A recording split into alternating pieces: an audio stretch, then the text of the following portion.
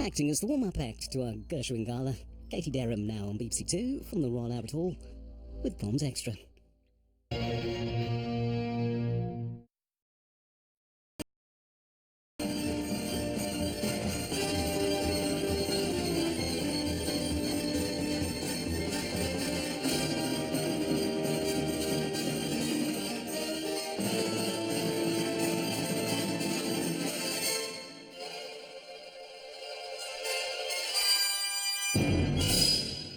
Hello and welcome to Proms Extra. Think of us as the cheeky best man to the blushing bride that is BBC Proms.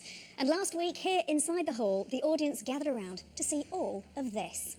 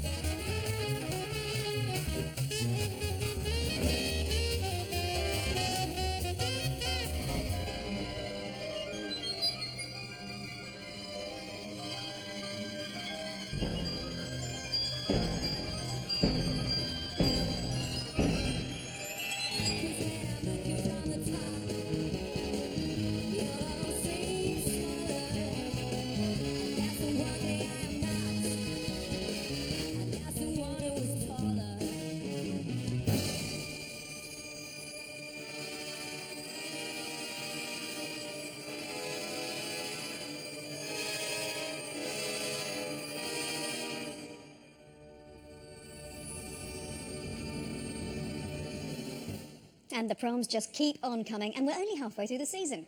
Now, I'm not the only one let loose inside the hall tonight. I have some special guests joining me. First up, a lady who's no stranger to the joys of performing with the John Wilson Orchestra and indeed the West End stage.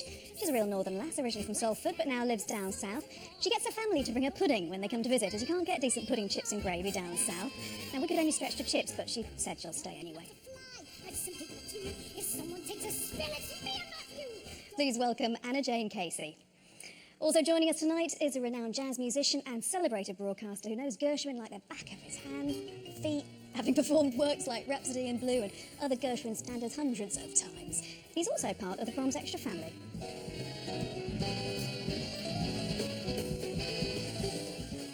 Please welcome back Julie and Joseph. Lovely to have you both here. Anna Jane, you're going to be performing here in just a few days. I am in a couple of days, yeah. Must get my repertoire learnt. What's that for? It's for the Shakespeare prom. Prom 44, I think. And a bit of Kiss Me Kate. Bit of Kiss Me Kate, Boys from Syracuse, and some lovely orchestral pieces in the first half. So that's on Thursday. We'll be tuning in. We'll be there, I hope. And Julian, what have you been up to since we saw you last? Quite a few things. A lot of educational initiatives. Of course, I'm an ambassador for the 10 Pieces, BBC. And also just training many young jazz musicians in the ways of jazz, helping them forward.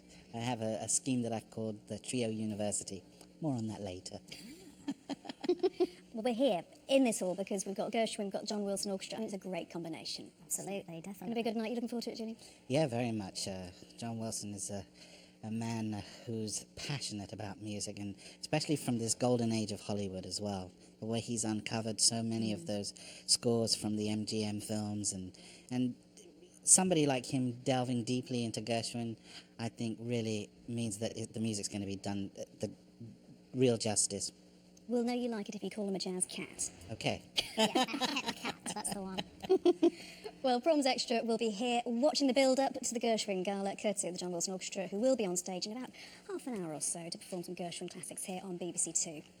Well, while we're here, Proms Extra has pleaded with an Albert Hall insider to guide us into the inner sanctum to see who is around and smell the excitement building up. And quite frankly, there was only one man for the job, and that is broadcaster and head of the John Wilson fan club, Petrock Trelawney. And Petrock, I can see you down there on the stage, and you got the memo about dressing up. Well, Katie, if ever there was a night for formal wear at the BBC Proms, this is it. One of the most eagerly awaited events in the Proms calendar. This famous stage, empty and in darkness at the moment, but very soon some of the greatest orchestral players drawn from across Britain will be here, making music with a great trio of soloists and a fantastic choir as well, performing music by George Gershwin, lyrics by Ira Gershwin. And let's not forget that famous Proms audience either. You don't often see the arena empty. The doors are going to be open very soon, and I think it is going to be packed pretty tightly out there this evening. Now, this is the 8th appearance at the Proms by the John Wilson Orchestra. John Wilson himself, well, he's passionate, enthusiastic, and incredibly energetic. But I managed to get him to sit down for a couple of minutes after rehearsal this afternoon, and we began by talking about authenticity. If the spirits of Ira and George Gershwin were here tonight, he'd want them to approve of what he's done.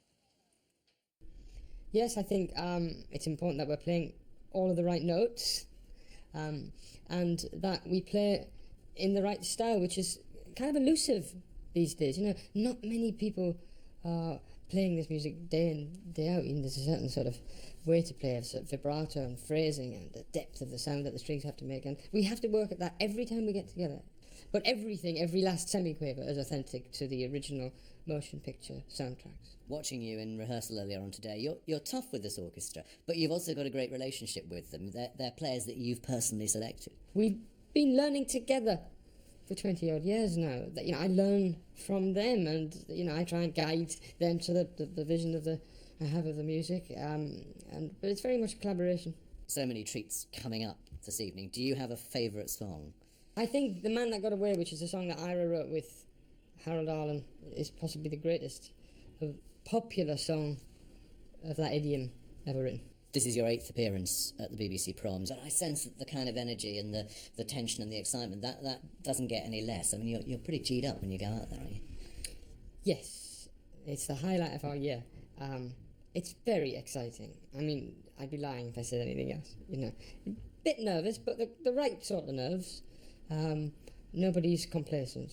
We're on the edge of our seat, but in a good way. We rehearse hard, and we want to do the concert. We're all excited about it. That was John Wilson talking to me immediately after rehearsals had finished this morning. His orchestra on BBC 2, 7:30, and like every prom, it'll be on Radio 3 as well this evening, presented by, oh, goodness gracious me, forget about the Olympics, the only Super Saturday worth considering is here at the Royal Albert Hall. I'm going to go backstage to try and find some of our soloists to talk to later in the programme. For now, back to you, Katie. Oh, Petrol, thank you. I'll be surprised if we can get him off that stage, I've got to be honest. Now, you have worked with John Wilson many times, and if it's all right with you, I'd like to show you my all-time favourite clip of you singing with him. Go for it.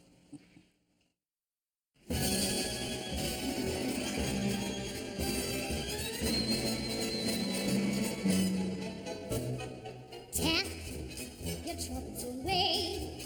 You bounced a big check. Your mom has the papers. Tap your troubles away. Your car had a wreck. There's so many papers, and you're the one that it always brings. Every time I watch that, I laugh and laugh. Were you aware of what was Well, going I on? honestly thought I either had my skirt tucked into my underwear or I had toilet paper on my shoe because I could hear like 5,000 people laughing. I thought, what are they laughing at? Oh, look, it's Dave and Maud trying to get out for their early train and a whole load of dancers are coming down upon them. It was quite amusing. Now watch it back. I am reliably informed they made the early train, so Thank goodness for that. Thank goodness.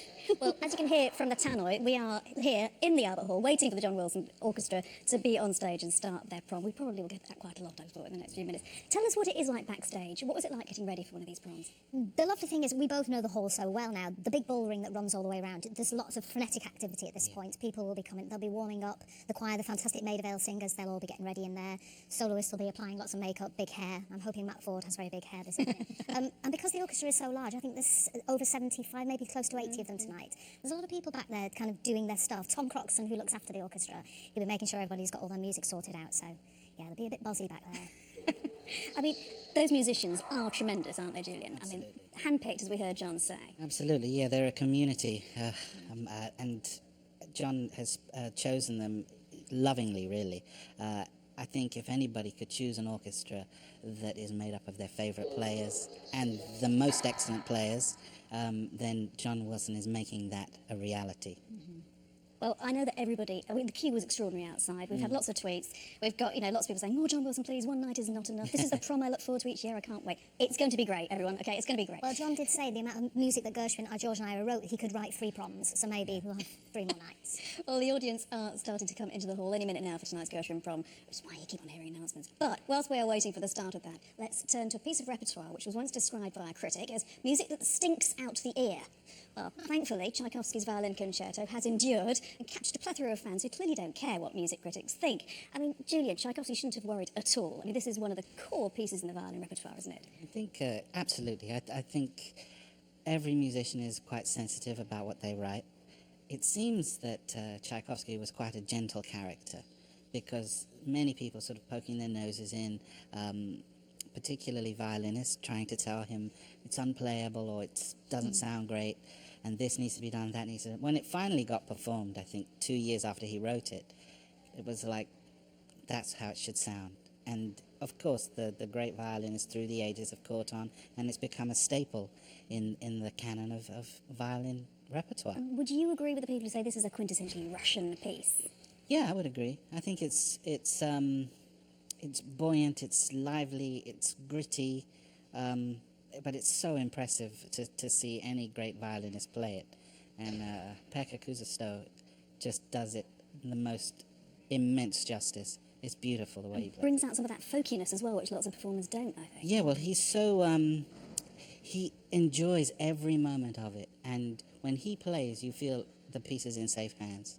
And it really is. He connects to the audience in a way that you just really appreciate and lap up, actually. Let us see him in action now. Accompanied by the BBC Scottish Symphony Orchestra, let us have a listen to Tchaikovsky's Violin Concerto as performed by Pekka Kuusisto.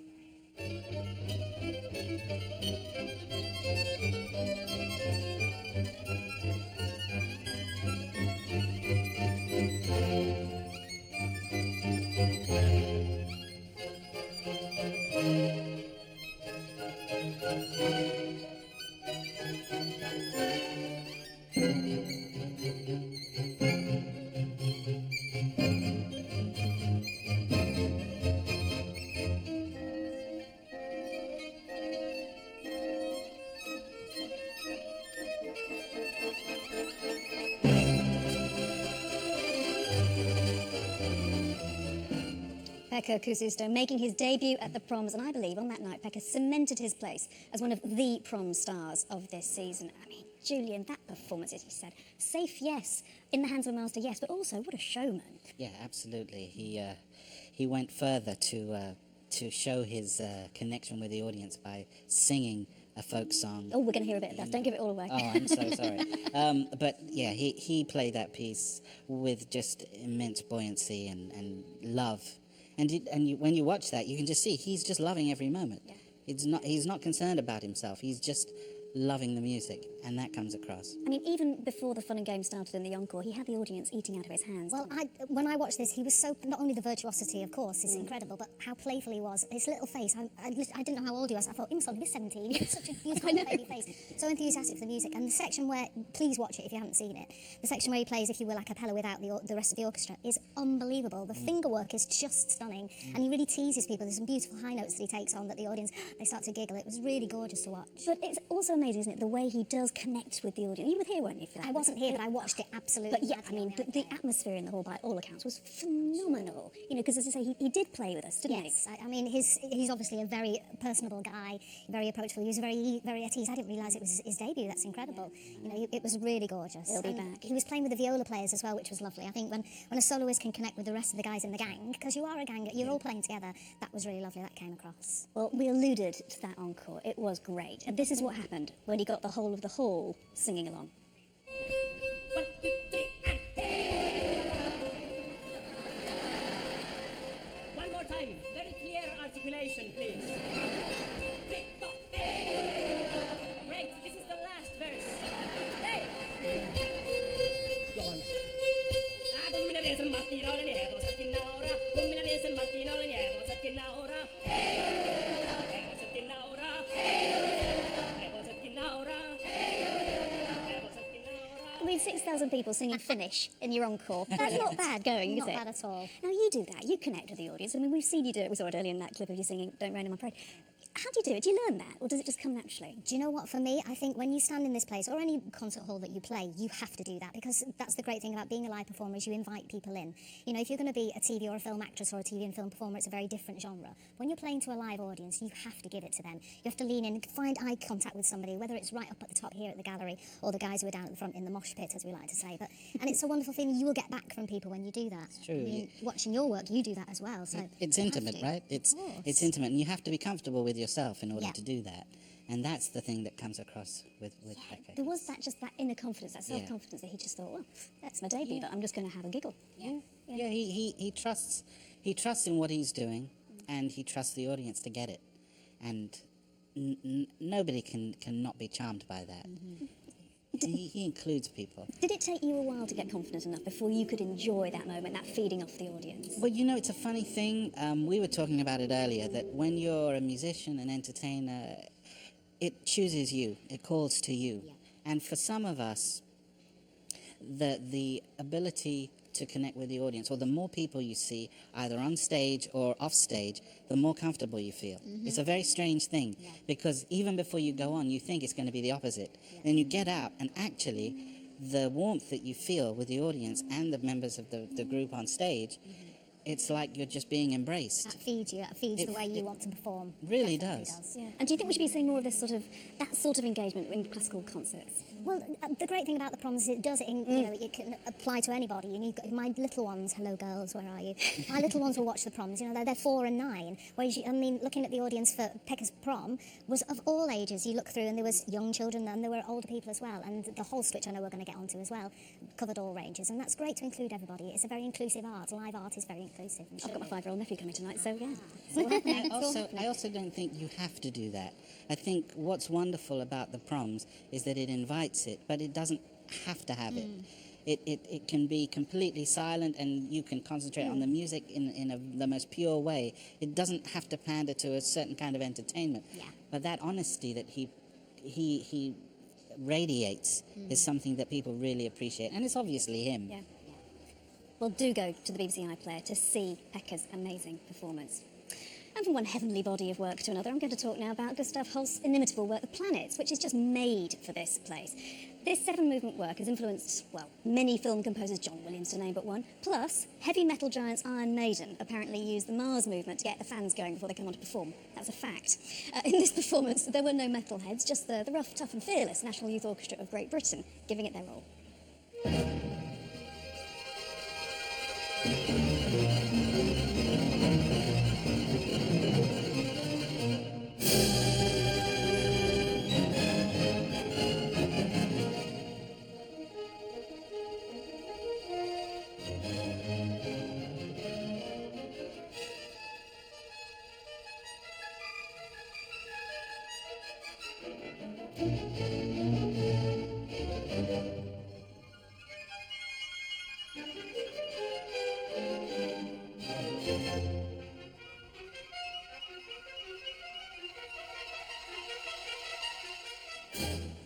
What a great sight. 164 pumped-up teenagers on a Saturday night giving it some in a hall in South Kensington. That was the National Youth Orchestra of Great Britain performing Gustav Holst's Planets at the Proms. Julian, I mean, it's a great work. Everybody loves it. It's accessible, energetic work. And it's a great orchestra. It's a good combination, eh? It's a beautiful orchestra, so much vitality, and Edward Gardner, the conductor, is connecting with them in such a beautiful way. Every advantage they have in terms of their energy, in terms of their accuracy, even the swaying of the strings in particular, it just connects it. You relish every single note, and this piece actually really suits them. You were there, weren't you? I Jay, was for there. that My one? sister was there as well. In fact, my sister said, you say Iron Maiden music. She said, I'd like to walk down the aisle at my wedding to Mars, the bringer of war. I said, yes, a little auspicious start to a marriage. But it was phenomenal. I couldn't believe the youngest player, I think, was 14. Millie Ashton, who's their leader, is only 18 years old. And they all, I just said to Julian, they all played like soloists, 164 of them. They blended beautifully, but they all wanted to be the star. And that was a great, really exciting thing. What to about your watch. trumpet player? Oh, yes, Zoe Perkins, I think is her name, the girl who was featured there on the trumpet, was remarkable. I think she's Really? 17 or 18. And also what was lovely is that the gender spread was great, and it wasn't specific. I mean, you usually think of a double bass or a trumpet being a male instrument. There were a lot of girls in there, and then the flautists were men. It was really great. That was a lovely thing for me as well. And I should just say, if you can hear the sort of the roar of the doors having been opened and the Prommers are now flooding in. That's what you hear, the sort of sounds of the sea behind us, doesn't it? But did you ever get the impression, though, that you were watching a youth orchestra, or could you shut your eyes and think you were listening to a professional orchestra? I think you make a good point there. It didn't feel like you were getting any less because of youth. In fact, probably you were getting more. And it just, the music connected. The music spoke powerfully. I think as powerfully as any professionally considered orchestra might deal with it. It was impressive, and it was just a sight to behold. I mean, that enthusiasm and energy that youngsters bring to any performance. You were a child star yourself, weren't you? I danced around as a small one, but it's that thing of, as an adult now, as a 44-year-old woman, I'm going to go, oh, how do they have that strength? But you do, at the age of 14 to 18, you have all that bravado, and that really came across. It was amazing. Interestingly enough, though, out of the 7 pieces, the 2 which I didn't know so well, Uranus and Neptune, were my favourite because they were so beautiful. Mars and Jupiter were stunning, but the latter pieces were just played so precise. And there was the new Pluto movement, the Colin Matthews piece, which is not the first time it's been heard in the hall, but it's about 15 years old, I think, isn't it, that piece? How did that work? Did that fit in with the rest of the work? I thought it was absolutely perfect, the orchestration, the skill that matched Gustav Holst, the style, I thought it was absolutely in keeping with the style, but it was like a revelation, I think, and it came perfectly at the end, because that you've got to really bring it when you're doing the last movement, right? You've got to really bring it, and it was brought. And Colin was there as well, which was lovely, and he got a nice round of applause. He sat just behind me. I was like, well done at the end. No, bless him, it was great. Well, you are very welcome to get all starry-eyed by going to the BBC website to see The Planets by Holst, performed by the National Youth Orchestra of Great Britain. And our cosmic journey continues from the planetary landscape to a space odyssey, as explored in Chord of the Week by our own out-of-this-world superstar, David Owen Norris. The crucial chord from Richard Strauss's tone poem, Also sprach Zarathustra.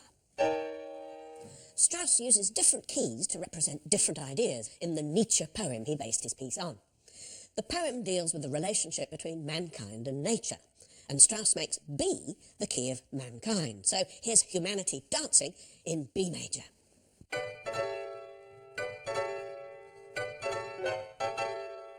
And just as we're poised to get our breath back on the chord we call the dominant, in comes the trumpet with this, not in B, but in C, Strauss's key of nature. And if that sounds familiar, well, it is. It's the theme we hear at the very opening of the piece. So our chord of the week is really 2 chords at once. A chord from the world of mankind, struggling against a chord from the world of nature. Having set up this opposition between mankind and nature, how does Strauss resolve it at the end? The strings and flutes play mankind's B major, but the basses keep plucking away at the theme of nature in C. And it's nature that has the last word.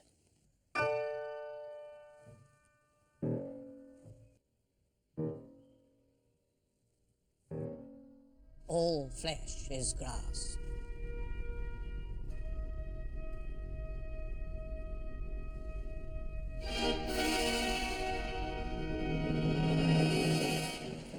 Strauss's Also sprach Zarathustra and its chord, which the National Youth Orchestra of Great Britain performed in full on the same night as The Planets. Chord of the Week, and David Owen Norris will be back next Saturday. Well, Proms Extra is here inside the Royal Albert Hall, and we have my guest, jazz musician and broadcaster Julian Joseph, and West End star Anna Jane Casey, and we are patiently waiting, bursting with excitement indeed, for the John Wilson Orchestra Prom, which is a Gershwin gala. So, Julian, let's just talk about Gershwin. It's just timeless, isn't it? What is it about Gershwin's music particularly that is so wonderful for audiences? Amazing thing about George Gershwin is he seemed to encapsulate everything that America was about at that golden time from the 1920s onwards. Jazz, Broadway, all these things are burgeoning new inventions, new creations that have come out of this new world that was called America. And he just captured the whole essence of it.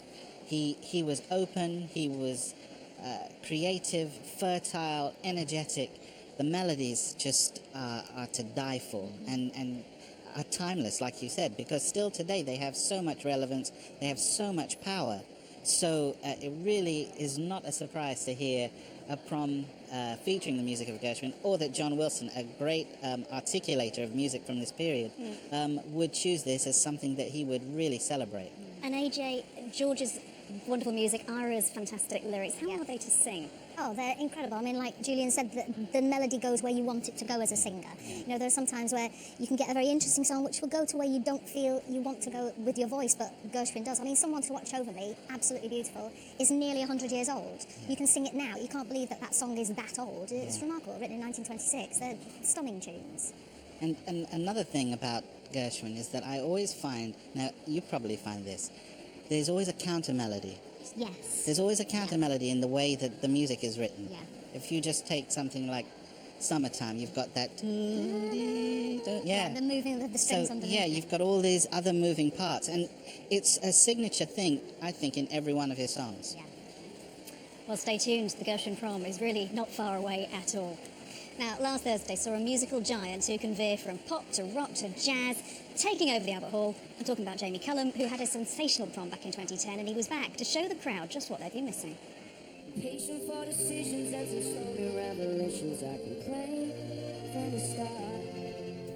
I'm picking up a star in a valley I was born. I can hear the tower ring.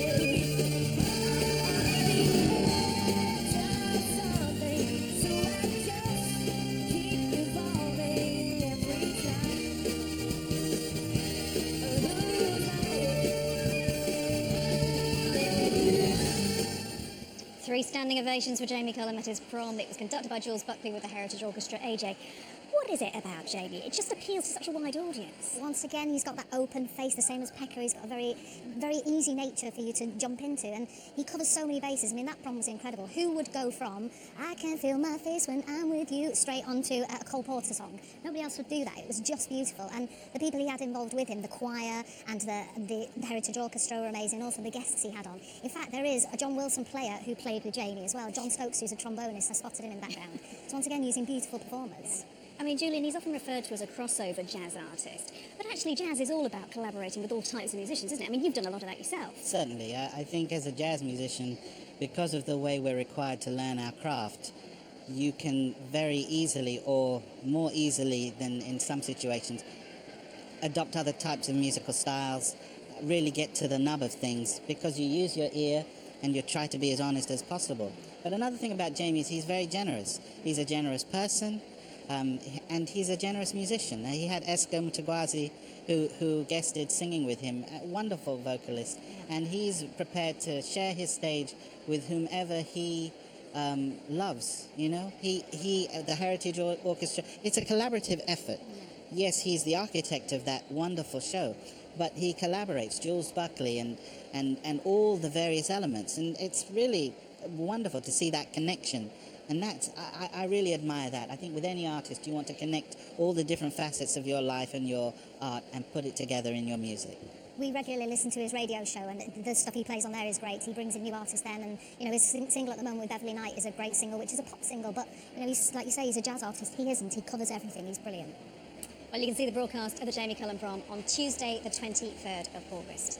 Now, earlier, Proms presenter Petrot Trelawney was on stage in the hall just as the doors opened. Now, he's backstage. Hello, Petrot. Hello, Katie. I mean, doesn't the front of house look so glamorous this evening with all the lights and the dry ice? It's a little scruffier, it has to be said, backstage. But just think of the history of this corridor, the thousands of Proms artists, tens of thousands of Proms artists who have walked down here over the great history of this festival. 3 of those artists, tonight's stars, I'm delighted to say, are with me now. Louise Dearman, Julian Ovenden and Matthew Ford. Welcome to all of you. you. Hello. Louise, you're on stage in not very long. How are you I feeling? know. A little bit nervous, but much more excited than nervous. It's such an incredible venue. Definitely my all-time favourite venue in the world to perform. So, my third year running doing the Proms. So I'm very, very excited. It's fantastic to have you Yeah. back. Matt, I mean, there are other concerts that feature Gershwin, there are other orchestras, there are other halls. What is it that's so special about this annual John Wilson Orchestra appearance? There's nothing like the John Wilson Orchestra. No orchestra in the world, as far as I know, are as good as this, as dedicated as this, and have the music to play it, for one thing. You know, John's dedicated decades to recreating this music, as you know, and the orchestra are the experts in playing it. They're like the SAS for this kind of music. And I have to say, I mean, John is a bit like the general commanding the SAS, isn't he? Because watching him at rehearsal today, He's fierce. He's pretty tough with you guys. He's fierce. But he's marvellous. Yeah. He's incredible. Just his enthusiasm, his charisma. Players love playing under him. We love singing for him. It's terrific. Now, many people watching will know you, Julian, as an actor in the West End, in Downton Abbey, but actually you started off as a singer at the age of, what, 8, 9, 10? 7. As a chorister, yeah. You're not a million miles away at St Paul's Cathedral. So, Which gives you quite a good grounding for tonight. You would think, but I'm still nervous as hell.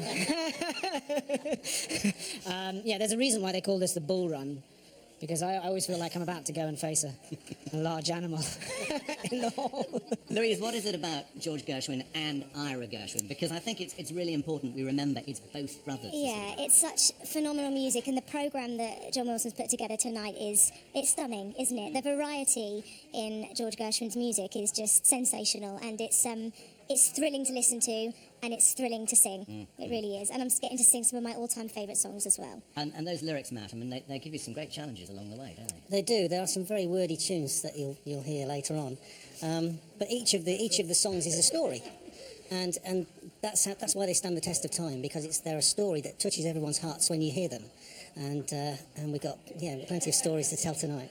You have a particularly tough first number, Julian. Thanks for pointing that out. Tell us about the challenge that lies ahead at the top of the show for you. It's written for an extraordinary French singer, Georges Guitry, I think that's how you pronounce it, who he was one of those incredible French Barry tenor kind of extraordinary voices. And this song, Build a Stairway to Paradise, I don't know, I never heard it sung in this key before. And John, I paid John to try and take the key down, but sadly lost. Wasn't authentic enough. No, so tonight I'll be wearing extra specially tight trousers. We look forward to hearing the results a bit later on. Louise, you were here last year doing the Bernstein Yeah. prom, and Julian was too. Can you just make a quick comparison between Bernstein and Gershwin? Oh gosh, that's really hard. I mean, They're both men of theatre, that's the yeah, point. isn't it? absolutely. And for me especially, I found that by doing these proms, doing these concerts with the John Wilson Orchestra, I'm getting to explore these composers, and I've learnt songs that I have to put my hands up and say that I've never heard before, that I've never performed before. So it's a whole new ball game for me as well. And Listen, it's I know you're going to have a fantastic evening tonight. Thank you all very much for talking to us. Toy, toy, toy, thanks for being with us. It is going to be a thrilling night here at the Royal Albert Hall. It's all here on BBC Two. Back to you, Katie. Oh, Petrock, thank you. Toy, toy, toy, indeed, to Matt and Julian and Louise. Good luck to them. Well, the hall is really filling up now for the experience that will be the John Wilson prom. And as a little treat, Proms I thought we'd remind you and ourselves what it is that makes the John Wilson Orchestra such a favourite.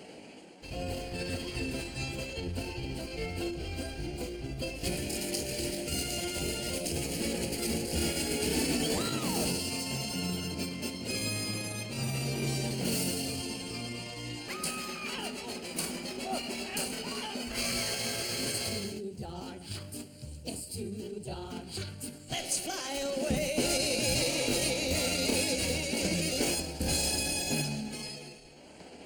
Well, I hope that snapshot of John Wilson and his orchestra has really got you in the mood for what is coming at 7:30. My guests are still with me, Anna Jane Casey, Julian Joseph. We were tapping our feet along to that. It is a celebration of Gershwin. The legacy of Gershwin is huge, Julian, isn't it? Yes, it is. It's huge. His all the different dimensions in which George, in particular, operated. He wrote Broadway shows. He wrote piano concerti. He wrote orchestral pieces. He wrote ballets. He wrote the iconic Porgy and Bess. And to coin a phrase used by Duke Ellington, he's an artist who I would apply the same terms as Duke Ellington would say. He was beyond category. And the John Wilson Orchestra also beyond category, I would say. Absolutely peerless. And you had said earlier you think there's enough repertoire out there for plenty more Gershwin proms for them, let alone the rest of the They could do wonderful 3 music. years worth, they really could.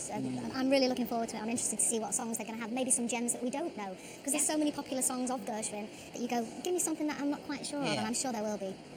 Well, that is almost it for this evening. Proms Extra will be back next week. We'll be looking at Rachmaninoff's Third Piano Concerto, the Proms at concerts, and there'll be a post-match analysis of tonight's Gershwin Gala too.